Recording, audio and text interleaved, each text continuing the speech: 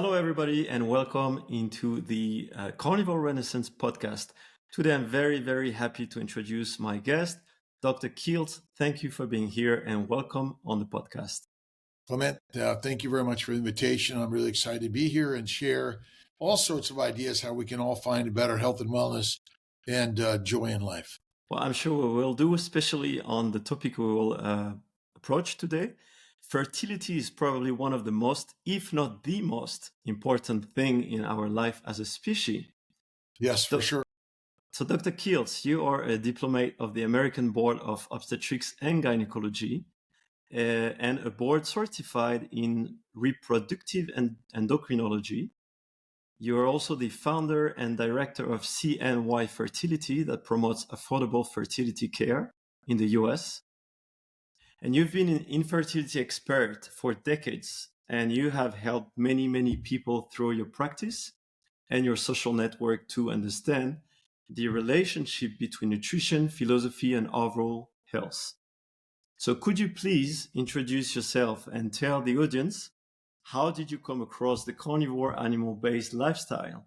And what made you in that process be convinced that animal-based nutrition could be a part of your practice as a doctor? Well, thank you very much for the introduction. And again, it's a pleasure to be here and sharing these ideas. I'm a reproductive endocrinologist, a fertility specialist. I'm born and raised in Los Angeles, and I became a doctor. I wanted to go into general practice and primary care, and I found myself really enjoying obstetrics and gynecology, delivering babies. And yet I found myself in internal medicine first, where I took care of a lot of medical conditions in my early training. And I found that all I was doing was writing prescriptions for diseases that I had no idea what the cause was. So that's why I got back into OB/GYN, loved delivering babies. And over time, I found myself taking care of a lot of infertility patients. And I wound up doing a fellowship to become certified and understand and learn more about reproductive health care for women and men. And so I run and own CNY Fertility Centers, which is one of the largest IVF centers in America. We see clients from all over the globe, by the way. We are the most affordable in America, and we integrate a lot of Eastern and Western practices. And being infertile is a very difficult, stressful experience for individuals and couples. And many of them never seek care because it's too emotionally hard or they can't afford it. And when I started CNY Fertility, my intention was to make the most affordable center and stay affordable because it's way too expensive for most people around the globe and in America. I began to integrate Eastern medicine, meditation, prayer, spirituality, massage, meditation to try to help people reduce stress. So when you reduce stress, you're more apt to be open to the possibilities and apt to move forward and do the treatments or other modalities, or simply just because you meditate and pray, you might get pregnant. And I've seen that.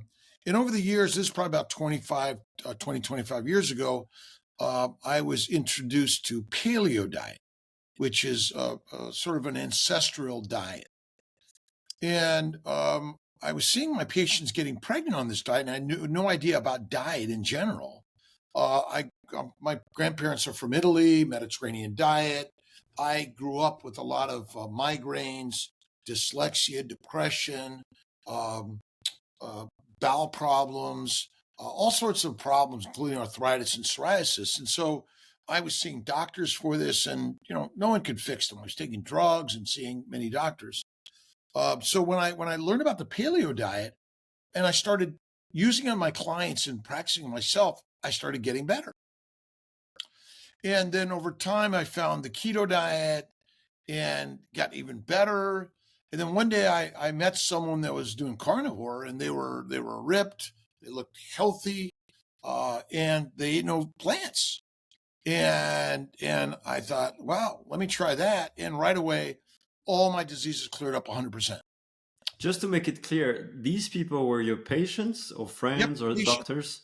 No, patients. Yep. Infertility patients were the ones that first introduced me to paleo diet. And then I began to read about paleo, and then I found keto, and I found carnivore. And I'm like, okay, well, why does paleo help? Why does keto help? But why does carnivore like help even more? And I began to dig deep into it to understand the human body. And I believe in general, we're wrong. Most of what we're taught in science is wrong. Even in the keto carnivore world, it's wrong. And the standard story around the globe is fruits and vegetables are good and red meat is bad. And I was actually doing blogging 20 years ago in the mindfulness space. But then I began to dig deep over the last 5 years on social media. I personally have been a carnivore for almost 15 years, and I'm almost 70, and I feel like I'm about 10. Great. Okay.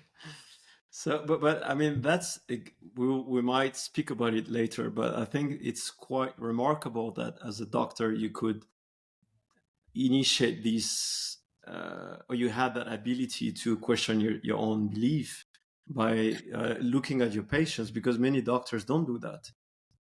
Well,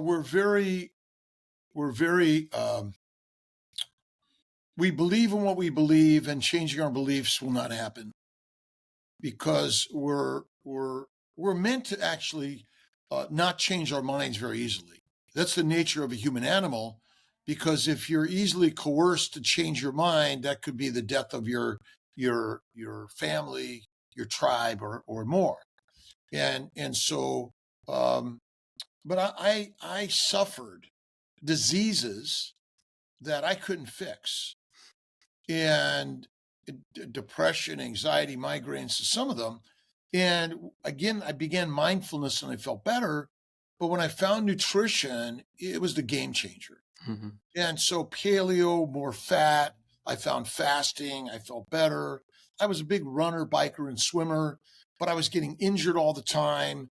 And so I'm one, if my patients found something that gets them pregnant, and it's not something that I could charge them for, I want to learn more about everything. And ultimately, my job isn't to make more money; it's to make more mommies. Mm-hmm. And by learning the modalities and that are like, everyone could do it without a doctor, because that's really what we're here to do, is find ways that we can be healthy and well and reproduce naturally without a drug, a doctor, or dissection. Mm-hmm. But it seems that human beings all over the world are less and less fertile. And in your opinion, since when this trend started, and what are the possible causes of this phenomenon? Well, when we began postponing childbearing beyond our teens, now into our late 20s and 30s and even 40s, people waiting for the right person or the right moment. There is no right person, there's no right moment. Actually, reproduction is best in our teens and early 20s, not our late 20s, 30s, and 40s. So that's what's happened. That's number one. It's, been from the mostly post World War II, change in industrial revolution, where men and women were sexual revolution, and a lot of it has to do with social media, movies, television, radio, are mass exposure of knowledge and new thinking and new ideas. But I think I started practice. I finished my training in 1990, Mm-hmm. and much has changed since I finished my training. And I would say that our diets have changed. We're much more plant-based. We're convinced that we should eat 3 to 6 meals a day. We don't eat fat. And I think our lives feel more stressful. I don't know what it's like 50,000 years ago, but probably more stressful in my opinion. But so our diets are full of plants, which makes them full of sugar. Plants are sugar, and sugars are never required in the human diet, but they cause damage to every cell of our body. Diabetes, prediabetes, cancer, stroke, heart disease, they're all on the rise. Depression, anxiety, suicidality are all on the rise. Cost of healthcare is on the rise. I mean, people are migrating to leave crazy places around the world to find a better place to live. It's not necessarily there. But I think that if you look back at human evolution, the masters of the story, the pharaohs, the priests, the dictators of the world figure out if they fed the masses plants, they could make domesticated animals. And eating meat is the masterful meal. If I can keep you away from it, I can maintain my control of the masses. And so is it a conspiracy? Yeah, sort of. People who like power, like money, like to control the weapons and control people are in charge. And an agricultural plant-based diet has caused much of our damage and disease. It's just getting worse over time. It evolved over 10 to 15,000 years ago, but it's getting worse. And now the propaganda has convinced all of us that you should eat more plants. Now, heroin, cocaine, marijuana, nicotine, caffeine are highly addictive plant chemicals, which everyone lines up for. They go hangry over. And I believe this is the cause of most disease. And nobody's eating fat. They're eating seed oils, plant oils, which are industrial products, which are not good for us, were initially used for lubrication or skin oils, but they're all now used for food products. And the majority of our food is made from wheat, rice, corn, and along with the oils, which contain plant chemicals, heroin, cocaine, marijuana, nicotine, caffeine, cyanide, all come from plants. The plant antigens, lectins, oxalates, phytates, glutens, latex, are all made by plants. They're glycoproteins, they're sugar proteins, which are highly antigenic. That means they cause allergies, not only on the outside, but deep on the inside where you and I can't see it or feel it. So depression, inflammation, allergy, arthritis, psoriasis, bowel problems, ulcers, colitis, Crohn's. I mean, go down the list. I mean, the number of diagnoses of the human body are infinitely thousands. But I think there was an increase in these diagnoses, but there is also a big increase in the idiopathic diagnosis. Well, we call them idiopathic. Yeah. But we call them idiopathic or unexplained. Okay, I call idiopathic meaning that we're idiots.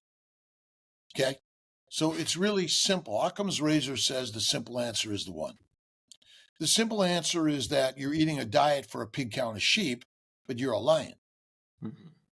And so if you feed a wolf and a lion plants or an omnivore diet, plants and animals, they become a domesticated dog and cat. Yeah. And so if you feed an ancient human lion plants, they become domesticated slaves, soldiers, peasants, and prisoners, which we all are. Because even following carnivores, although I believe that the carnivore lifestyle is like the most amazing, I'm a big follower of a philosophy of love, kindness, generosity, faith in God, and patience. Jesus Christ to me is the master because he didn't carry a sword, he didn't ask for your money, and he didn't say you can go in and you can't. He basically said, the meek shall inherit the earth, and we're all the gods. And when you know the power of God within yourself, what can you do? Everything and anything. So the increase is because the message is telling us the wrong and opposite idea. And if you're living the wrong and opposite idea, you're going to suffer. And when you find the knowledge that God is within you and you can do anything, and that you are a lion. And if you eat like that lion that you are, it's like a game changer. Again, I'm 68 and a half. I always say I'm almost 70 and almost 15 years on this carnivore crazy lifestyle. And, you can read all the science literature you want. Scientific studies are not going to solve this problem. Carnivore renaissance conversations are going to change this world because everyone has access to these devices. Nearly. Now, some places are trying to squash them, but people don't want this. They want freedom. But they get their freedom by changing what's in here more than anything. Mm-hmm. Yeah, I agree. Yeah, but just maybe on the point of the doctors and the practices, you said earlier that you didn't want to make more money but more mummies. And do you think that this is something which is widely shared by your peers, or do you think you're a very small minority of doctors thinking like that? Well, I make a lot of money, so I can say it quite easily, but I can say that when I went into medicine, and my journey of medicine was never to make money, it was really to help people. But then you get caught up in the practice of medicine, and you realize that, in order to stay in business, you have to be in business. Mm-hmm. And so there is a quest for enough revenue. I call it it's a river. Money is a river, and it's infinite, by the way.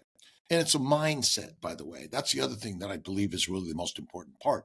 And so I believe that most of us go into medicine with the philosophy we want to help people, but then you get caught up in much of it is just a job. And you're not getting a chance to communicate with patients and talk to them and listen and learn from them. And then the standard medical community doesn't believe in these ideas we're sharing today. They're not very open to opposite ideas. And that's one of the things that I realize that, I talk about it even to people that think I'm crazy, because someone's going to hear it, or one day they're going to say, you know what? I heard this before. And we have to just keep on the message. You don't have to force anyone to do anything. I never say, well, you're wrong and you don't know what you're talking about. I'm just like, hey, listen, I'm going to share a crazy story. You're not going to believe me. But if you're suffering any of the things that we mentioned, and the infinite diseases that we're all convinced we have, if you do at least paleo or keto, you'll feel better. If you do faith and fasting, you'll feel better. But when you do the lion's way, carnivore, it's a game changer. You'll be like, well, wait a minute. This is crazy. You don't have to exercise.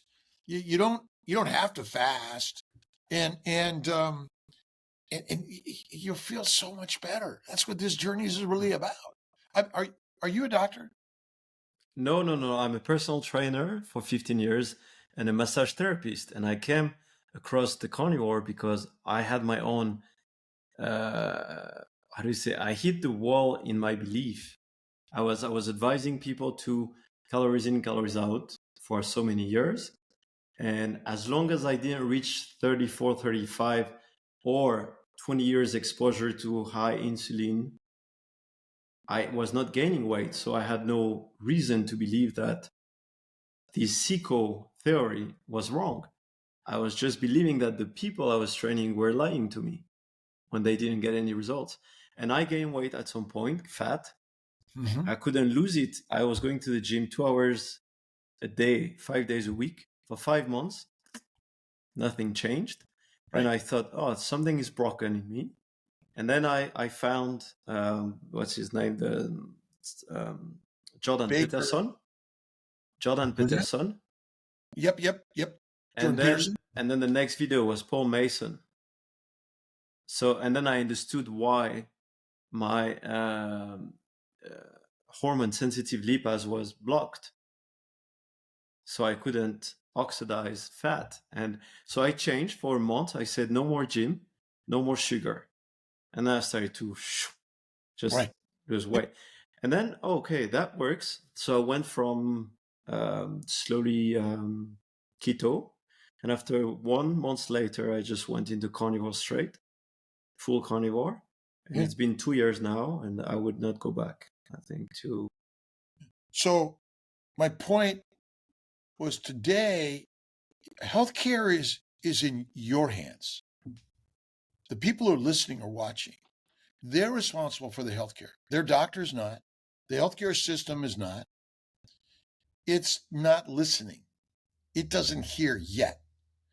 But you as a coach and a massage therapist, Yeah. I do Thai you- massage therapy as well. yeah, and that you have healing hands and ideas, and this is where healing is coming from today, by podcasting, by social media, which is social medicine globally, and medicine is important. I think it has value.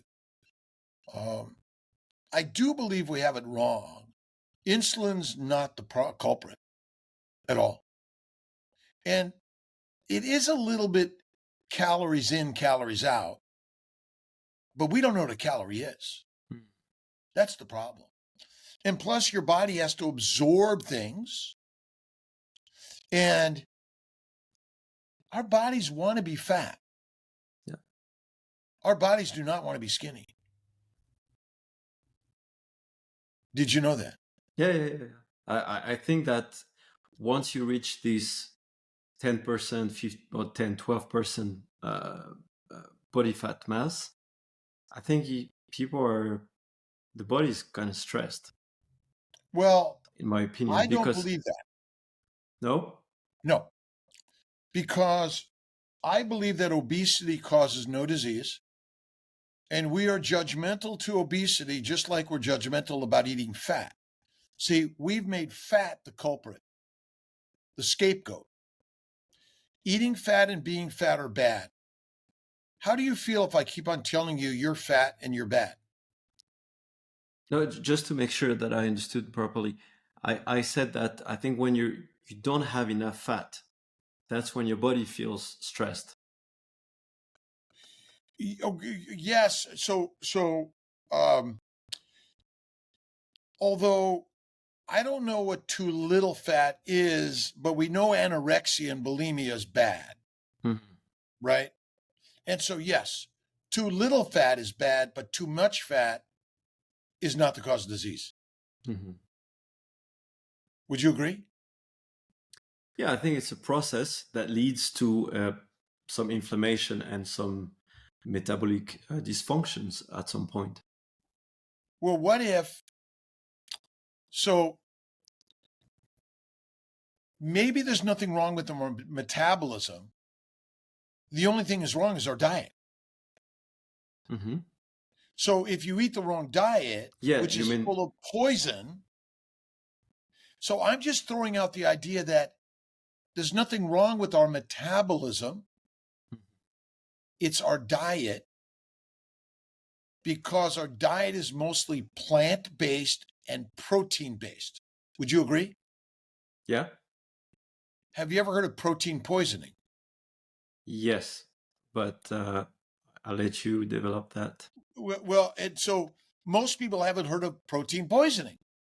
So when we tell people to focus on a protein-based diet, are we missing the point and misleading them? We are. Yeah, because people here, when I experience that a lot, when I say carnivore, they think meat. Yes. Meat is associated with protein, and then they start to eat this lean meat, and then they start to have all sorts of bizarre feelings, and then they go back to me and they come back to me and say, "Oh, I did this, but I felt terrible." And that I say, "What kind of meat did you eat?" "Oh, chicken and turkey."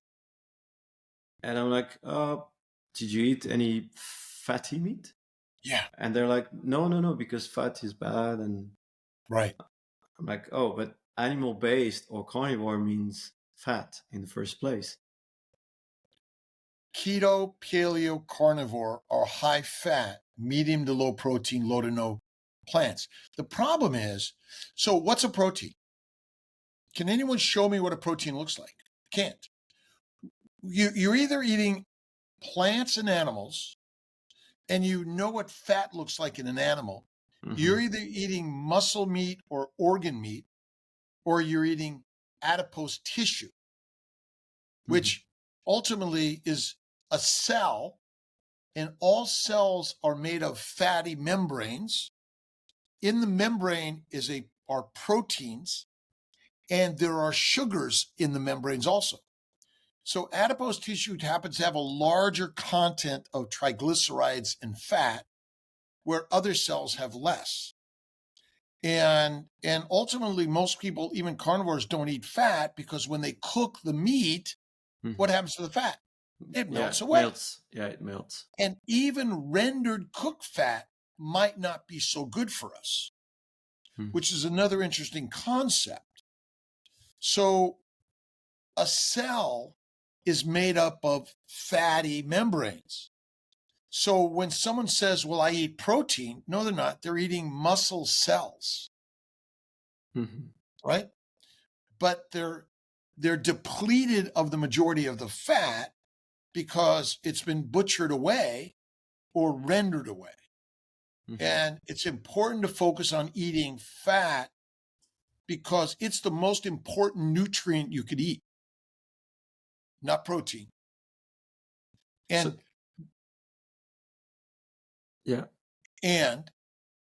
and so we really know of no one that is protein deficient. They're inflamed and they're simply damaged due to localized or systemic inflammation secondary to a low-fat, high plant protein-based diet.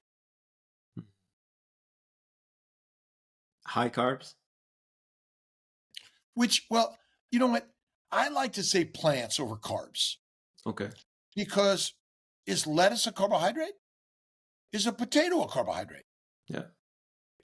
If I took pound for pound or ounce for ounce or gram for gram, which one has the most carbohydrates? If it's the same weight in grams and you were able to like squeeze out all the water, you're probably looking about the same carbohydrate content, the sugar content. Yeah. So kale, asparagus, broccoli, Brussels sprouts, and I just saw this on my desk in the back. I don't know if people are familiar with Goitrogens. These are foods that are known to damage the thyroid gland.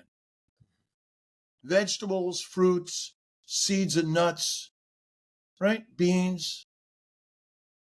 And these are the common foods we eat all over the world, correct?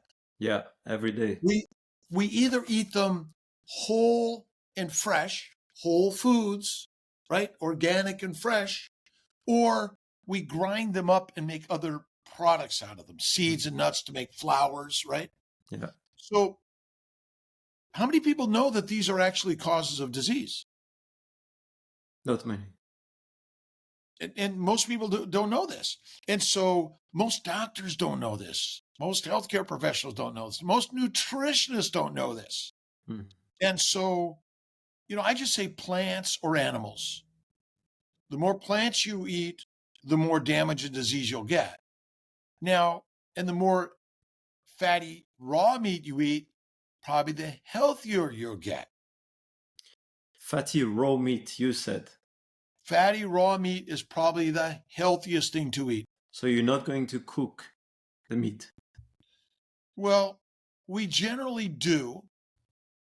But when you cook it, you likely damage the molecular structures. You cause glycation end products, and you cause more inflammation. And if you look at Pottinger's cats, it's a great book. Pottinger did a study on cats where he fed them either raw meat, raw milk, cooked meat, pasteurized milk. And the cats that ate the raw products were healthier. Their reproductive generations were healthier. And down the line, they were healthier. And so, how did we likely evolve eating raw, fatty meat and organ meats and the bone marrow and the brains? We didn't cook our food for the first probably several million years. And Now, some people might argue with you that it's because of the fire and the cooking that we evolve more. But I had an interview with Dr. Miki Bendor, who had another hypothesis about the fire, which was interesting. That it was we probably did not develop fire for cooking. Yeah. We developed it for protection Mhm. and other uses first. I mean, did you have a knife and fork in a pot to cook in or a pan? You didn't. So why would we be different than 99.999% of all other animals, right? 100% of all other animals, they don't cook their food, do they? Mhm. We do. So And just to make sure, so you, in your case, do you cook the meat or you don't? I do raw, dry aged, or black and blue. Okay. I do it extra raw and rare in the middle and a little bit of black and blue on the outside, or I eat it raw. Okay. If I get it any other way, I send it back. Okay. If I cooked it myself and that's all I have, I'll eat it. But I Okay. add a lot of butter and salt. But yeah, I'm not telling everyone to be a raw carnivore. But if you want to understand health and wellness, so if you're not getting better on a carnivore diet, you're probably cooking your meat too much.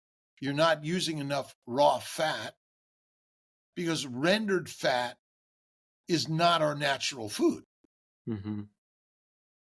if that makes any sense. Yeah.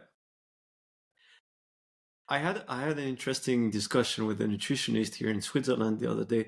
He's doing a paleo ancestral version of Yep. his own, and carnivore didn't work for him.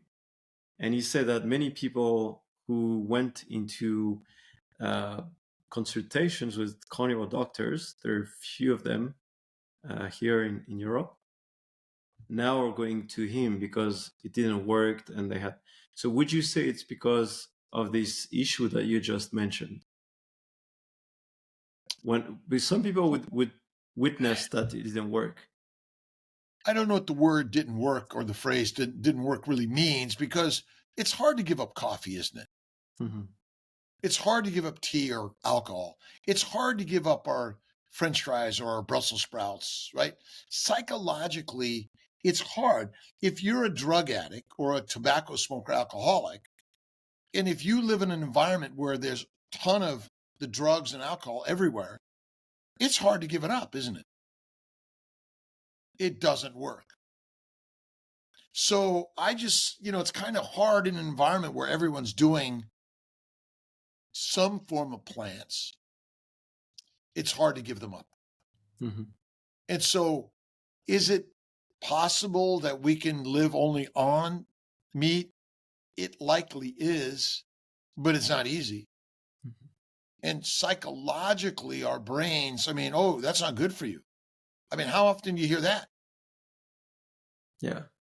Subconsciously, your body and brain's going to fight it.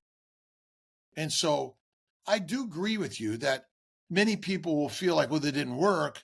But, how many people can run a marathon or go to the gym every day and do extra workouts? It's not easy, is it? Mm-hmm. And it doesn't work for most people because it's hard. Yeah. And hard things are for the lions. Yeah, it's hard to Easy be a is for the lion. sheep. I mean, a lion is a pretty hard life. It's a very hard life to be a lion. Yeah. Absolutely. So most lions give it up and say, let's be a sheep.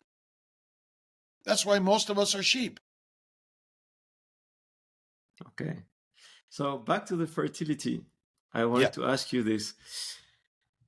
If someone or a couple finds itself with infertility issues, what are the usual allopathic and pharmaceutical solutions that are proposed and available? Well, I guess the first question is, what's the cause of infertility? Mm-hmm. What are the damages to the body that make you infertile? So inflammation due to the plant-based low-fat diet, I think, is the cause. It damages the sperm, the testicle, the sperm, the ovaries, the eggs, the uterus, the vagina, the cervix, the fallopian tubes. All those things are damaged to a point where you could either be in menopause or sterile. But in general, we're looking at, do you have sperm? Does it look normal? Do you have eggs? Do you ovulate? Are your tubes open?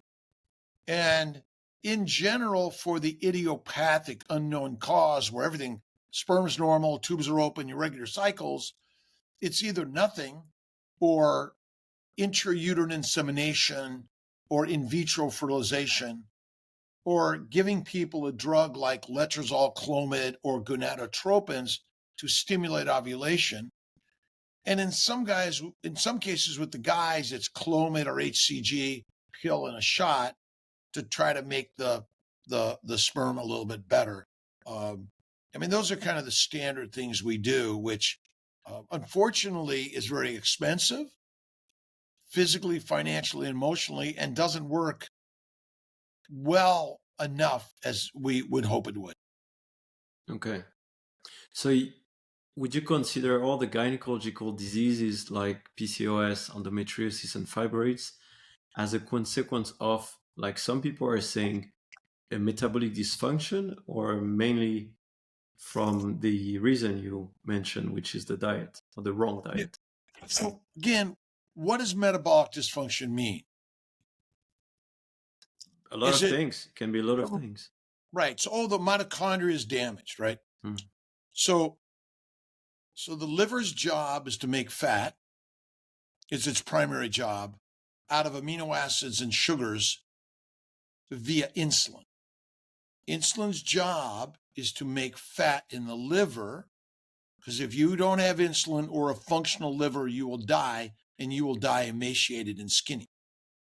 Even though you might have plenty of circulating amino acid sugars and insulin, it's deadly.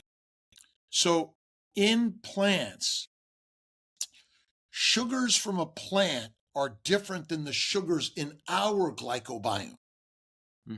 So the glycobiome is the sugar layer, the barcode that says, I'm a human, I'm a cat, I'm a dog, I'm a cricket.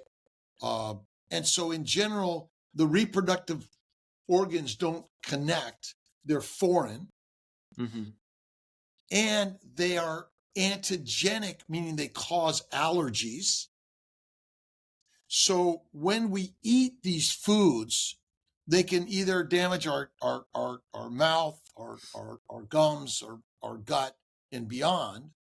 And so it really is, it's simply, the plants are foreign sugars, plus they contain estrogens and progestins and androgens, which is that's how you make the birth control pill or the abortion pill. Mm-hmm. So, again, it's hard to explain these things or understand them truly. And then lectins, oxalates, phytates are small, little tiny shards of glass or splinters that embed in every cell of our body that then cause inflammation to come in. Your body's simply trying to get rid of the inflammatory particles, but you keep on putting them in your body. Yeah. So it never has a chance to heal you, unfortunately. And then fermentation in the gut. So plants and protein are fermentable by the bacteria, yeast, and viruses, which makes heat, alcohol, aldehydes, methane gas. Are those things good for us? No. Are the microbiome, is it good for us? No way. No way. Would you put bacteria, yeast, and viruses in an open wound? Mm-mm. Would you inject them into someone's bloodstream or their brain? So I think when you really step back and understand the human body and that we are eating a deadly diet, now you got to eat something. You don't eat something, you're Yeah, going to die. because many people are replying when I try to explain certain things to them. Well, then what should we eat? Because we cannot eat this. Most of them believe in the fat is a poison because of cholesterol. Meat is dangerous, and then you're telling them plants are dangerous. So Again, each and every person has to decide for themselves. yeah, I'm not here as like everyone should eat only meat. I am simply sharing a story that I've done myself, and I share it in a way, and I've seen so many people heal almost every disease or not get it. Now, we have not proven that carnivore or keto or paleo or any of these diets make you live longer. Don't know that answer. Nobody knows that answer. My grandmother smoked Pall Malls, drank Manhattans, and she ate pretty much a Mediterranean diet, lived 104. My parents did the same. They lived to 94. Well, they didn't smoke in their later ages, but they did early on. And so I think that I'm not trying to convince anyone to change. Only one person can convince you to change, and that's yourself. yeah. So it's all propaganda. All of this is propaganda in some way. I'm sharing a story, but I'm not trying to convince you to change. But we're all brothers and sisters around the globe. I would like to see you have the same power and energy and clearness of mind as I do. And as a physician, my job is to teach those things and help you be healthy so you don't need me. Right? That's what we're here to do. You're in the healthcare profession. I'm in the healthcare profession. I just have a license in order to be able to practice allopathic medicine in America. I can give you a prescription. I could give you a drug. I can do a dissection. Okay? But you shouldn't believe me. You should do your own work. And now access to all the information I had I had got into medical school, and the only way I could get access to all that information was to be accepted into university and medical school and residency and fellowship. Other than that, you're an outcast.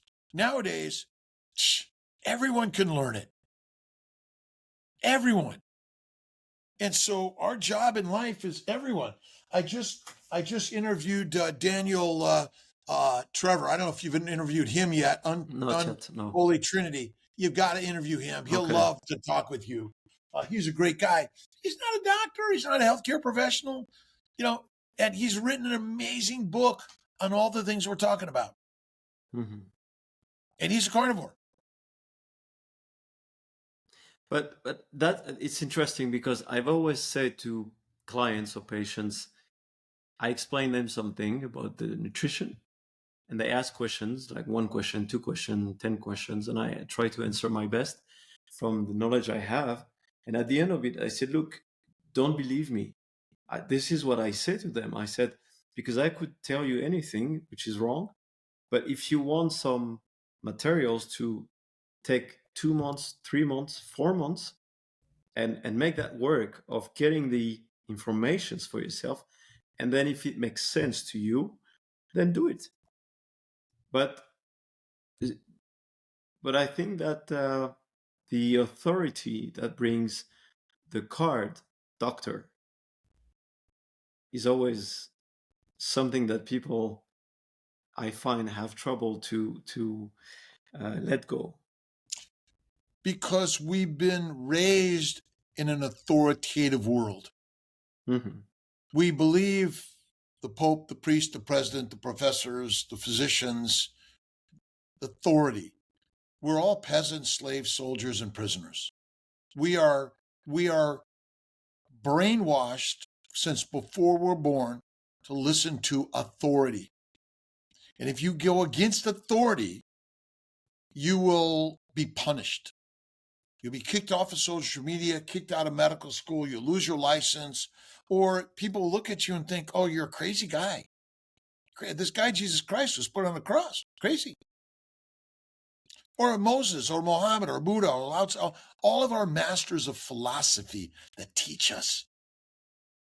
how to be lions, because they spoke up about injustice and gave all of us the power. And Carnivore like clears the mind. I talked to a client, 35, 10 miscarriages, no babies.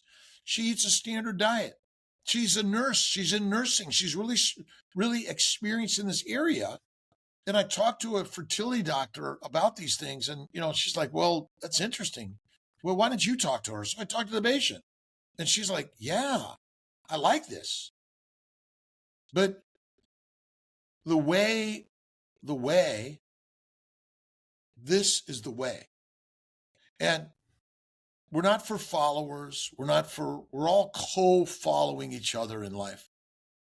I'm actually supposed to be on a debate about plant versus animal based. Okay. Now I'm not going there to debate. I'm going there to share a story. And you either believe me or not, and it's okay. I'm not trying to convince you to change, because only one person can do that. And that's God. Yeah.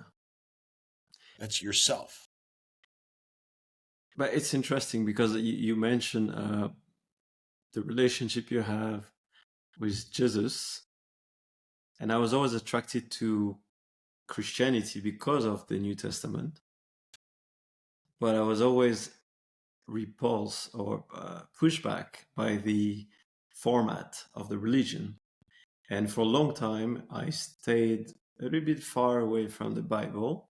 And the only person that I could listen was Krishnamurti, which is very against any form of authority or, just conformation to a norm. But I think in the Bible, in the New Testament, and Jesus, after listening to Krishnamurti, I'm able now to understand that Jesus was actually saying the same thing. So it's very interesting how we can navigate through these different ideas. I was raised Christian Catholic. I became an atheist and a scientist until I was punished and hurting and depressed and diseased. And I found meditation, prayer, and I found the philosophy of Jesus Christ. Yeah. And then I recognized its philosophy. It's human philosophy. It's humans working to be kind, loving, and generous to their fellow man, brothers, sisters around the globe. And religions are geopolitical constructs for control of the masses. But Jesus Christ did not make a religion. Yeah. He brought a philosophy. He said the meek shall inherit the earth. And what he meant by that is I speak to the sinners, the slaves, soldiers, peasants, and prisoners. Those are my followers. And I'm here to share with the meek and the weak that all you need to do is have faith in me, God within you, and know that you now control the story, because it's your thoughts of the things that actually control the outer world. That is all. Nobody but you controls that. And that's what this journey is about. So whether you're vegan, vegetarian, Mediterranean, pescatarian, or carnivore, it doesn't matter. It's faith in God first. Mm-hmm. And if you happen to have some medical problems that you're suffering from and you want to see if, well, maybe I can kind of clean this up a little bit. But I've seen too many people get diseases, cancer, suicide, younger and younger ages when they were healthy, or drop dead and like they were healthy. I'm convinced a plant-based diet and a low-fat diet is the cause of that. Now, can I prove it? Is there a scientific research paper that's double-blind, placebo-controlled, and it's been reproduced over and over and over again? We get the same results. Difficult, yeah. But I usually ask people if they believe in God, and some people say, "Oh yes, absolutely," and other people, "No, not really." "Oh no, not at all." I said, "Well, do you believe in yourself?" "Oh yeah." I say, "Well, look in the mirror. There's God. If you're God, and God controls everything, because remember, our brain creates this out here. Your senses just take in this electromolecular energy that remember, electromolecular energy is just a story. We have no idea. We're telling an amazing story. And you can change the universe by changing your thoughts. Yeah. That's it. Just you mentioned the fermentation before. Yep. I think you mentioned in one of your previous interviews with Dr. Anthony Chaffee that the fact that the whole gastrointestinal organs are close to the reproductive organs, that's how it affects them. Is there a relation or correlation? Well, bacteria and yeast, we know, eat sugars and they ferment. Fermentation makes heat, alcohol, aldehydes, methane, and probably other substances that we don't even know what they are. Mm-hmm. The majority of the food we eat comes with the microbes, which begin to ferment in our teeth, in our gums, our esophagus, our tonsils, our adenoids, and the rest of the GI tract. And the intestines kind of sit on the reproductive organs. And the colon is the largest area of fermentation, gas, bloating, upper gas, lower gas, and fermentation is an exothermic reaction. So if I put a warm pad on my skin that's 100 degrees, it can burn my skin over time. Yeah. Okay. And so I don't know what the internal temperature of the fermentation in your gut is, but I believe that all the diseases we see, all the organ diseases are secondary to fermentation. Now, interesting enough, the microbes in the gut proliferate when they get a lot of food in the gut, right?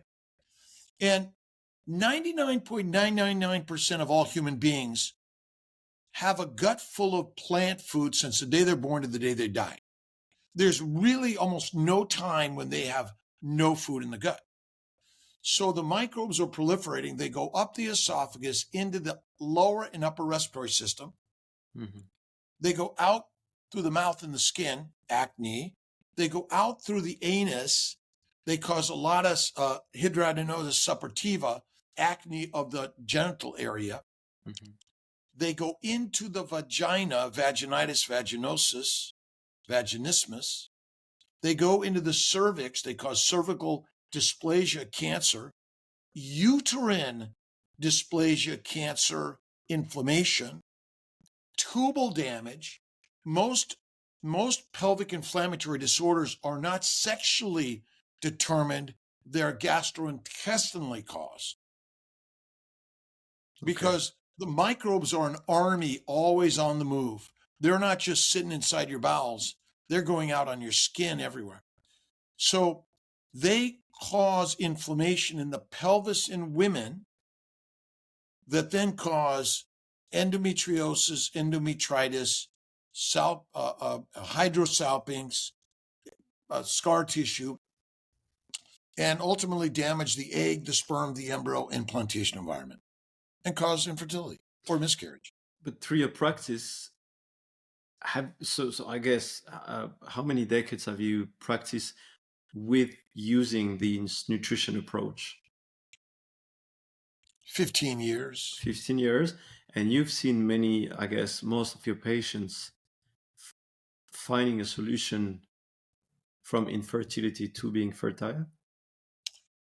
Well, as they move into a more high-fat diet. It helps, but it all depends on how much damage is already done on the sperm side and the egg side, both sides, and the uterus sides. So men and women get the same problems, right? And so it's hard to know the exact number because I'm not doing studies and watching what did you eat. Let me write because studies on nutrition are hard to do because nobody's really taking a picture and watching you 24/7 of what you eat. Number one, and it's hard to do, but having a baby is a motivating process. And I always ask people, well, what would you do to have a baby? And they answer anything. No, they say, when I say, well, carnivore diet, I'll never do that. I say, well, what would you do to have a baby? Anything. I said, well, you want some shots and some pills and some surgeries, which have side effects, complications, by the way. It's not without risk, complications. People can die. Certainly people die of all the things we're talking about here, but we're working in the world of healing, help, and making babies. And I definitely see, if you just go on our blogs, I mostly just look at blogs. Hey, Dr. Kiltz, I had a baby. I'm 21 weeks, or on carnivore, or even ketovore, or even faith and fasting, because you want to empty the gut to reduce inflammation. That's why I do a 3-day fast every month, a 5-day fast twice a year. And I typically eat no fruit, no fiber, no seeds, no nuts, nothing made from those things of any significance.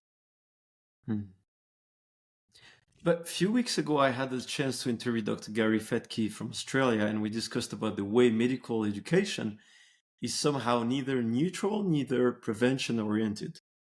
And what would you have to say about the medical education when it comes to your field of expertise, which is fertility? Well, so you said it's neither preventive oriented.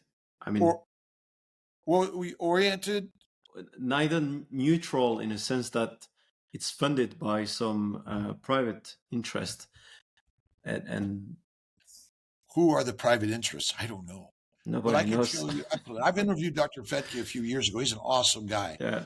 And he's one of our leaders in this field of nutrition. And I would say that whatever you go to do, massage therapy, chiropractic, naturopath, a nutritionist, acupuncturist, surgeon, medical, allopathic, or any of the when you want a profession, you're going to learn what the profession is there to teach you.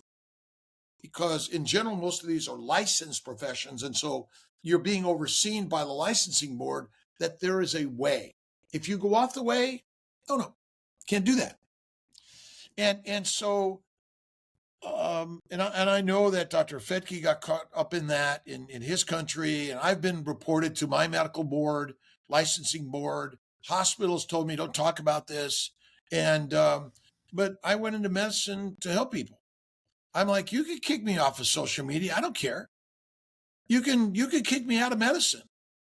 I'm going to still walk the walk and talk the talk till the day I die.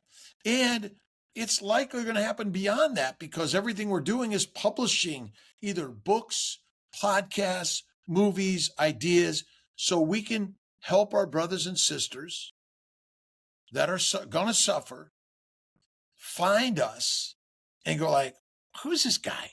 What's this about? They're not telling me this in school or at home or in church or anything like that. Yeah. So I know you're very into training, right? Well, I wouldn't say I train a lot. I used to. See, I'm also kind of against excessive exercise. Yeah, that's where I want to go, because when I say into training, I mean, you're very aware about the importance of physical activity. And I think that in the past few decades, in the Western societies, through the fitness industry, it became part of a global movement with a strong associated belief that as long as you exercise endurance, for mostly, you could cancel out the negative effect of a wrong diet.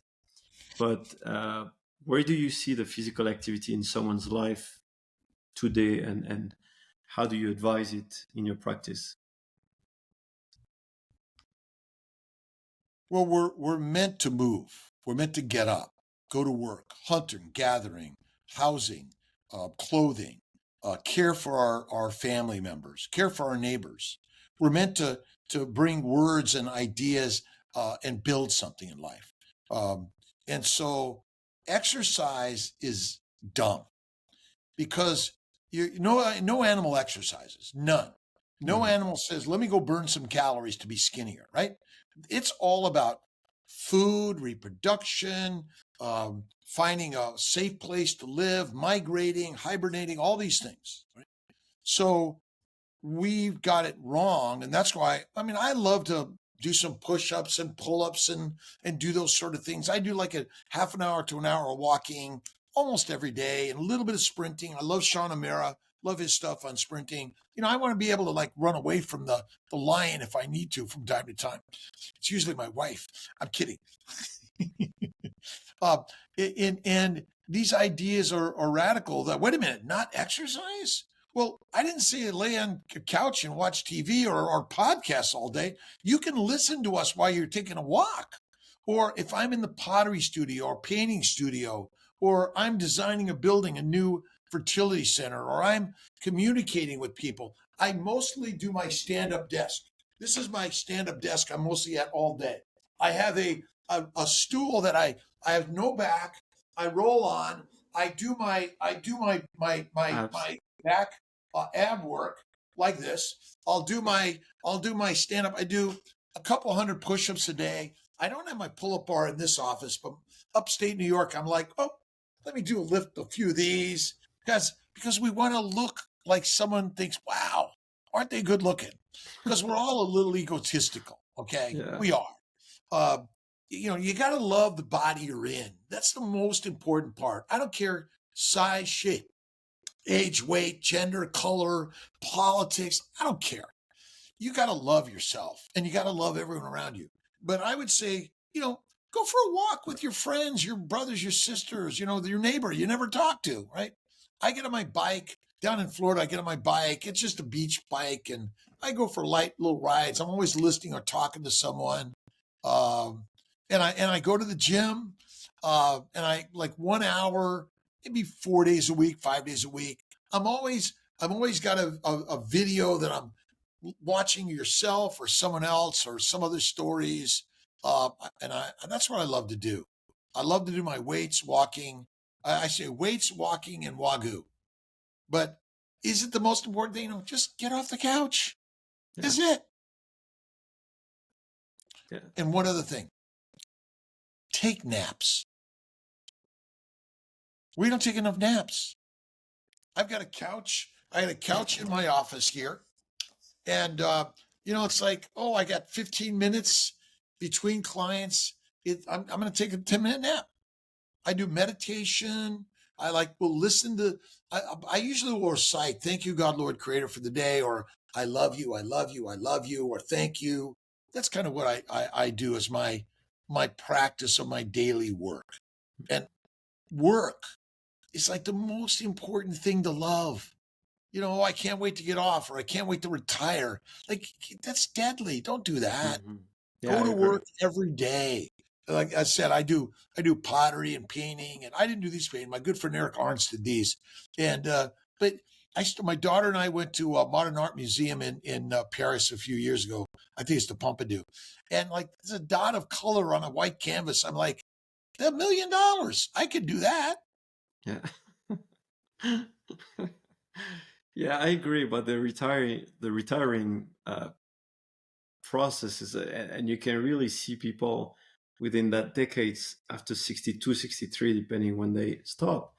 From 70, it's like until 60, they kind of stay the same from their 50s. And then all of a sudden, it's a very steep fall. And I have no idea when I'm going to die. Do I care? I don't care. I never say, oh, I hope I live a long time. I don't know. I just want to make every breath and every step the most glorious ever.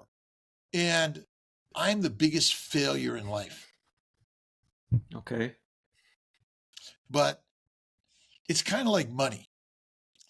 Assets greater than liabilities, right? Joy and happiness greater than sorrow and sadness. But those are all part of life. Success and failure. Without them, it's not, you won't fight. It's like dark and light, good and bad, right and wrong, right? All these things. I'm not chastising anyone's diet. Be whatever you want to be. I'm 68 and a half. Grew up in LA, kicked out of school in a gang, couldn't read, father in jail. I broke a leg, met a doctor when I was 19. I was like, oh, but I couldn't read. I'm like, oh, I'm screwed. But I was really good at math.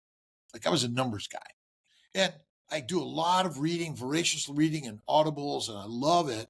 But I managed to mess up enough times that I've learned from it, right? Mhm. You're so bright and successful. I said, like, yeah, but I was more like dumb and a failure most of the time. And that's the part we have to find love and joy in. My older brother Ray just lost his eyesight. Okay. Has he complained once about it? Not once. Not once. He still goes out to the gym with his buddies. He goes swimming in the ocean, and he's just like, hey, how you guys doing? It's a great day. Yeah. Focus on the good in your life and in the good of others. And you're going to come across some people that are mad or sad or just like they seem like, well, they're always negative. They need your love. They need your voice and kindness in your ears to listen. That's what we're here to do. But do you think that this kind of the lack of positivity, if we put it this way, can affect fertility or not? Oh, yeah. Yeah. Well, that's why I integrated prayer, meditation, positivity, and visualization, because that in of itself, the brain changes every cell of your body. If you haven't read Biology of Belief by Bruce Lipton, you must, but it really is every thought creates everything. So if you find someone that's sad, listen and love and hug and then we begin to teach each other. And I get sad sometimes, but it's like it's only a moment. And I use it usually to kind of be the energy to boost me to another level. So our job, and that's what Jesus' job was, is his love, kindness. And I think most of the philosophers that bring these things, but I think some focus on a lot more on the power of positivity than others. Marcus Aurelius and the Stoics are kind of like it's neither good nor bad. But I like more joy and happiness personally. Wayne Dyer, love the guy. Tony Robbins, a lot of positivity. But I think we're all on the same journey. That's what this is about. And I think the more we can share ideas that we can help our brothers and sisters around the globe that are suffering, that we can whatever the diet is. But if you look around the world, we're shipping grass and grains to the populations around the world. It ain't helping anyone. We're not shipping beef. We should help them, change the agriculture to grasslands so they can raise the sheep, the goats, the pigs and the cows and other ruminants and other herbivores, that we can help heal each other. Yeah. I mean, there is a tremendous work from Alan Savory on this topic, which is very passionating, I find. Who was that again? Alan Savory. He was an ecologist. Savory, yeah. There's the Savory Institute, and they do this regenerative agriculture, where he, at the beginning of his career, was convinced that ruminants were the one responsible for deforestation or desertification, sorry. And so it was mainly with elephants in I think Zimbabwe, South Africa, Rhodesia, in this part of the world. And he was part of a program that had to kill many elephants for that. And then he realized that was a mistake. And then he now, for many years now, is running these programs where they show that once you manage this lot of land properly with ruminants, it actually brings life back. Right. And you can actually fight desertification with ruminants. It's really human beings in working to control the environment of all other organisms. Plants are live organisms. They do not want to be eaten, or they do want to be eaten. And the reason they want to be eaten is because they know how, like a bacteria, yeast, and virus, they know how to insert their DNA into your DNA. They know how to control you. And ultimately the the true predator is a plant, and we're the prey. We're doing all their work. They are the top pharaohs. When we launch that nuclear weapon and we're all gone, the seeds and the plants, they're not going anywhere. They'll continue to evolve without us. And I think ruminants and cows, we need more grasslands. We basically, through modern agriculture, have created a domesticated plant that's actually controlled, and we need to allow the plants to be wild, the animals to be wild in some way. Now, that's not going to happen. But I agree, through allowing the ruminants, the grasslands, and ultimately eating meat. You can eat some plants. There are some plants that are less antigenic. Like what, for example? Well, okay, I'm giving a very broad statement. Each of us has our own personal glycobiome and our own barcodes that determine our antigenicity to plants. So my daughter would be very sick or die to an avocado and banana. Other people from peanuts.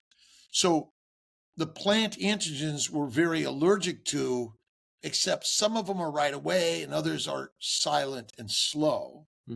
And we just don't know which ones they are. But, I'll do some French fries, white, no skin, extra crispy with a lot of sour cream, butter, and maybe some lard or tallow right from the steak, personally. Because every cell of an animal and a plant you eat contains some sugars. They contain some amino acids and some fatty acids and all the minerals and vitamins.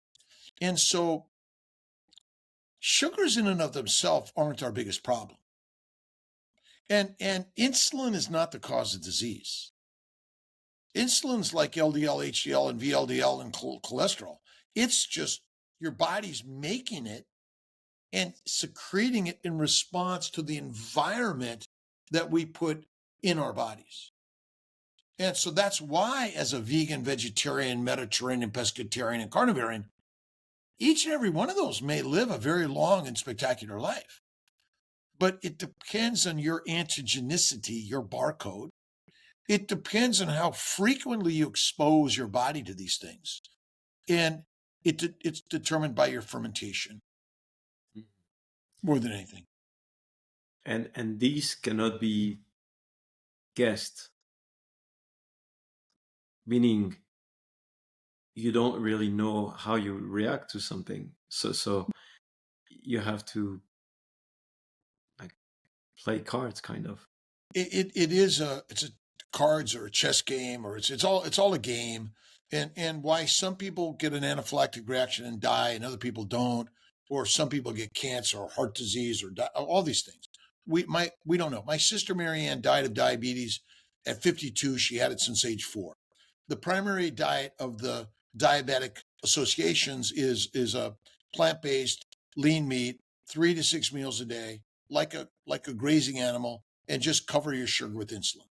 Now, the problem with that is the same thing: antigenicity, chemicals, sugars that are glycating, and that's the biggest problem. I mean, sugar is not the energy for our body, ever. Fat is the only energy for the mitochondria. You must convert amino acids and sugars in the liver via insulin to fat, or you'll die. And fat is not made in the adipocytes; it's made in the liver. If you eat fat, you kill the microbes in the gut, and then you circulate the adipose, the fat, which really is it's a chylomicron, which is like an adipocyte. LDL, VLDL, and HDL are all glycolipoproteins, which are critical in our body. But ultimately, our biggest problem is, these diets we're eating, there's no fat. And people, I mean, everyone is like, oh, I can't eat fat. Oh, I hate fat. Oh, it makes me sick. Oh, I vomit or have diarrhea. Yeah. Well, that's a psychosomatic reaction, probably more than anything. But you're right, your body's not used to it at all. Plus, when you give fat to your bowels, it kills the microbes. The microbes die and release toxins that then cause the reactions that your POTS and PCOS and all sorts of allergic antigenic reactions. So you get antigenic reaction because of fat. The fat will kill the microbes. Mm-hmm. The microbes die. They release their antigens and their toxicity. So that's why it's very important to follow a kind of longer period of adaptation and change, because if you go too fast, you're going to have too much of this. Right. And fasting, like 5 days to 10 days. I mean, we can live months without food if you have enough fat on your body. I mean, many animals live years without eating for only one thing. They've got fat on their body. If you don't have enough fat or lower your metabolic rate enough, you will die of starvation. I mean, that's the hard part to realize. Like, what's fat for? Oh, it's poisonous. It's toxic. No, it's not. If someone has an extra 100 pounds on their body, they're stronger than you are. Think about it. You're saying that in the survival point of view, right? Oh, I'm telling you, any point of view. Like, if you see someone that's an extra 100 pounds overweight, what we think is ideal body weight, are they weak or strong muscle-wise? Muscle-wise. They're strong. Because if I weigh 150-ish, if I was 250, how many people at 250 pounds, 5'6", walk around this world? Lots. Okay? So in order to stand up, I have to have strong muscles and strong bones, don't I? Okay. But we generally think people that are obese are weak. But they're not. They're strong. Yeah. And if there's a famine, they will live longer than you. Actually, you can see that in boxing, in heavyweight categories. You find sometimes these Eastern Europe or Russian guy or someone like Tyson Fury, for example. Well, he's very tall, but they're not very athletic, and they can be kind of fat, right, but very strong. They're not athletic looking.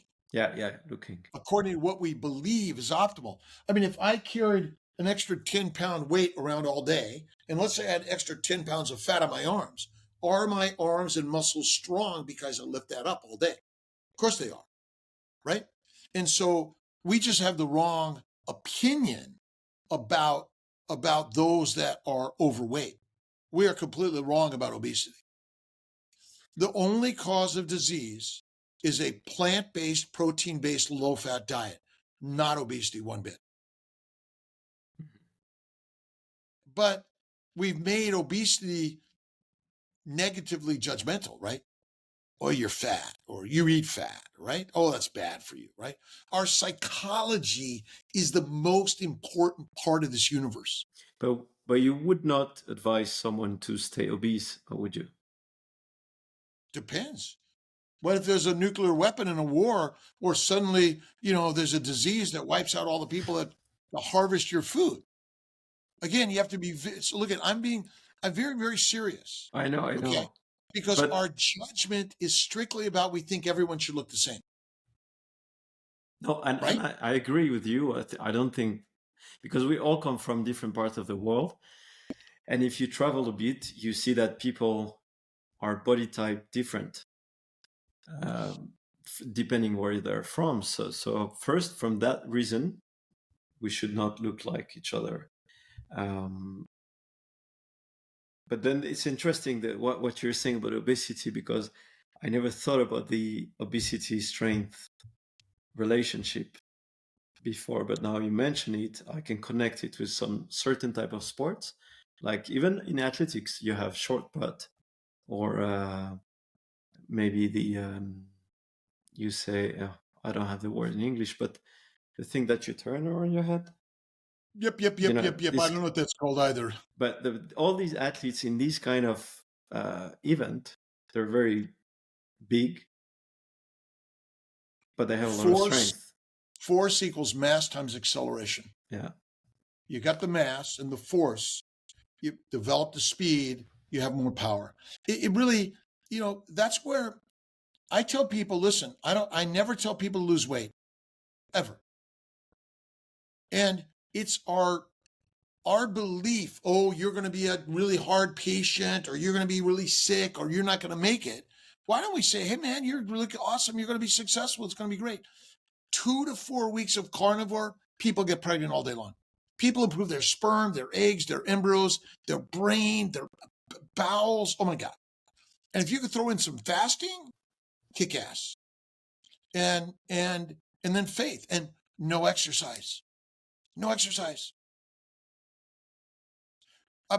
Bears, and when you begin to look at nature, polar bears get fat, and if they don't, they're dead.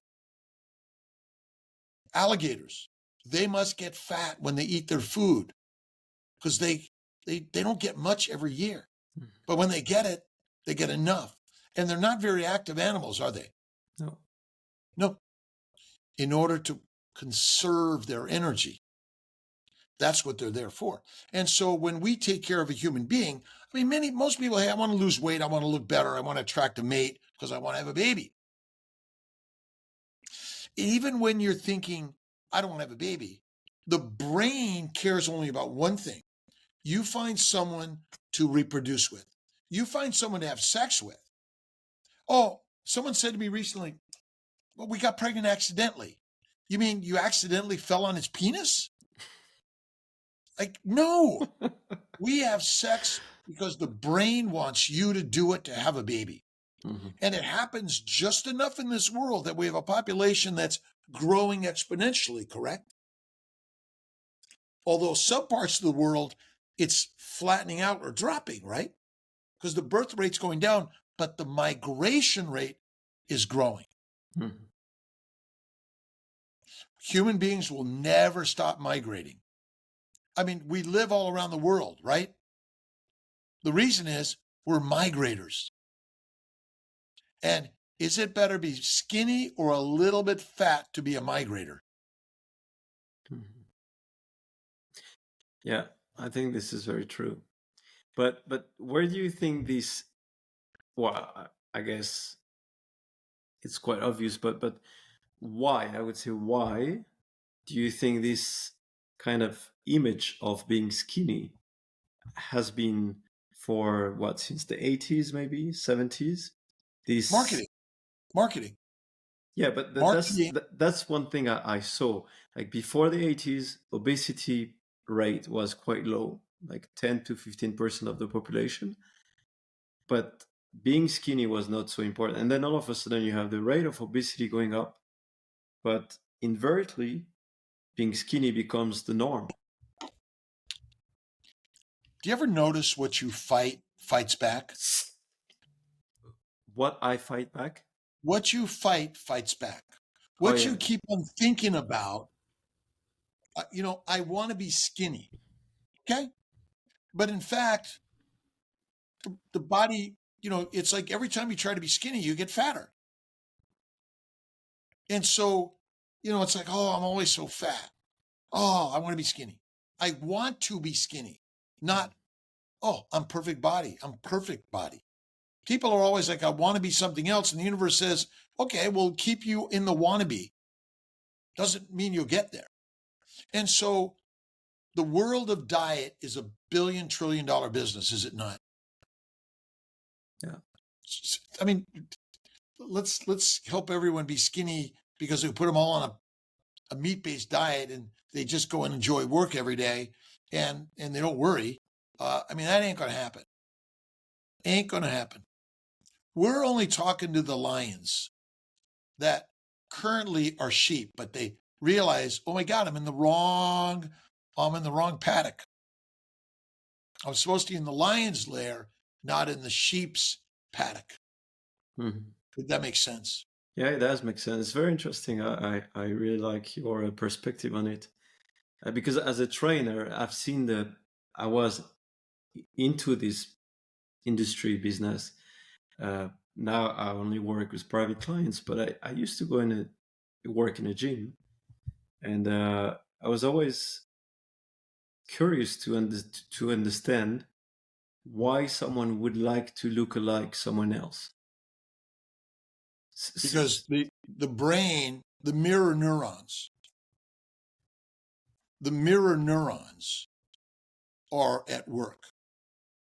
They're looking around the universe for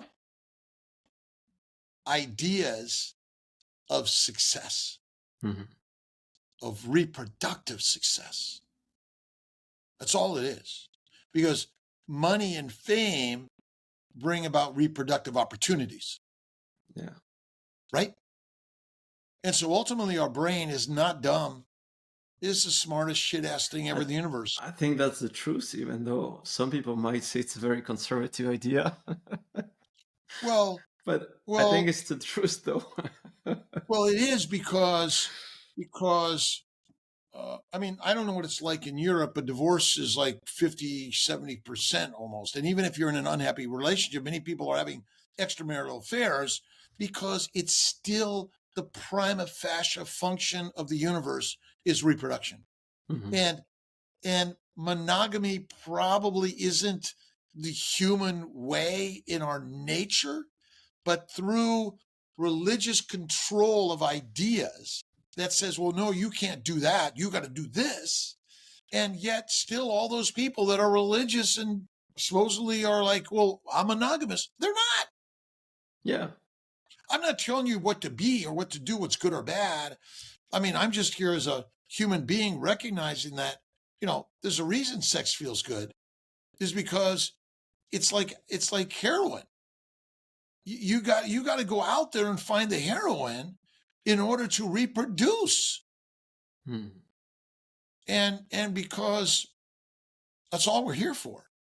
And my daughter's just got married, she's having a baby. What do I care about more than anything? Her and that baby. Yeah. What will I do to help her continue her reproductive potential? A lot. Right? Yeah. But through your practice and the CNY Fertility that you opened across the United States, were you able to influence and in that way that you explained today other doctors or health professionals? Yes. They're all listening. They're all curious. They're all a little apprehensive. But that's what it took me to figure out God. I said, nah, there's no God. There's no God. Look at the world. And then I went on a journey to figure it out. Like I went on a journey to figure out our nutrition. That we are the gods.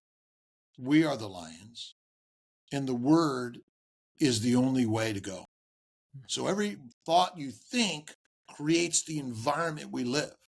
And it's a world of marketing, merchandising and marketing. Yeah. That's it. But the beauty is we can talk around the globe. I take care of clients around the globe, not just America. I talk to them online, WhatsApp, Zoom, Skype, or just a call. And the more I do this, the more I'm inspired to do it more. And my job is to invest in humanity. What can we do to invest in a better humanity for life, for all others? And there's something we can do here to be better. And what you're doing is helping people. And really, if you went into anything to help people, now with social media, get out there and share it. If you want to make $1 billion, go at it. If you want to make 1 billion babies, help others do it. That's really it. So when you say a lion's diet, in your mouth, it means more philosophical perspective than a nutritional one. Essentially, yes. I mean, I talk about the lion's way, the way of the lion. And I'm working on a book called Christ Carnivore. It's essentially the lion's way. Okay. And whether you're carnivore, ketovore, paleovore, or vegan, vegetarian, whatever you want to be, you got to do this first in order to heal humanity and help our brothers and sisters around the globe. That's the number one. But I personally believe, like the carnivore diet, and what is it? Animal-based, lion's diet. I mean, we've got so many names. I'm confused. Eat the meat, be the master. Eat the mush, weak and meek will set in. And we've been basically brainwashed in utero. If your mom was eating a lot of plants, you're becoming addicted early on. It damages our DNA. It damages our brain. It causes autism, schizophrenia, depression, anxiety. If you look at carnivore and go like, wow, this is like radical. It cures all diseases. But wait, it truly helps improve all diseases. Many of them go away, and you may be preventing many diseases. Now, I'm just giving you my opinion. Who am I? Just another human being. Well, you are the very inspiring Dr. Robert Kiltz. and I think your words are very wise, and you're more than a doctor. You're, I would say, a helper. I think that's a good one. We're here to help each other. Yeah. All around the globe. Whatever the specialty is, but being a helper is a call, and you got to follow it if that's your call. Yeah. So, yeah. Absolutely. Well, thank you very much, Dr. Kiltz, for these words, advice, and reflections. I'm sure it will help many people who would listen to this. And should I let you the word of the... You said the word of the end in English? The word. The end word. End word. The end word. End word. We say it in French, the final word. Oh, yes, the end word. That's what I thought you did. Yeah. Well, one is, Clement, I'm really grateful to you for inviting me here and sharing this story, because we are storytellers. And the more we could share stories, that's really health and wellness. I don't think we need studies. We need stories. We need individual stories to share and grow with. That's what this is really all about. And the more we do that, the better. And, if you come to my blogs, it's Dr. Kiltz, at DOC2RKILTZ. I do a 5 a.m. live Monday through Friday, USA Eastern time. It's about faith, fitness, fertility, carnivore, ketovore, all the ideas in life. I read a lot of books. I bring in some quotes from other people, and I talk about the people I've talked with and how we really need to share this. Again, we need to be teaching our children, so their children and their children and their children will find a healthy, vibrant life to live, and we can bring more peace around the world. Because I think that's what religion is really about. It's realigning our philosophy that we can all get along much better and share a barbecue, a meetup. Good. Thank you for being here. Thank you very much for your time. I really appreciate it. And so I will put in the comment section all the links that people can find you. Yep. And you can find my books on Amazon, and I've got a bunch of books or right on my websites. And I have one other ask. Will you allow me to interview you and be on my channel? Oh, that would be great. Yeah, I would love that. Good. Yeah. We'll work that out. Okay, we'll get cool. it happen. Thank you. All right. Cool. Thank you, Dr. Kiltz. And again, all the best to you. Thank you. And see you soon again. Appreciate it. God bless you, my friend. God bless you too.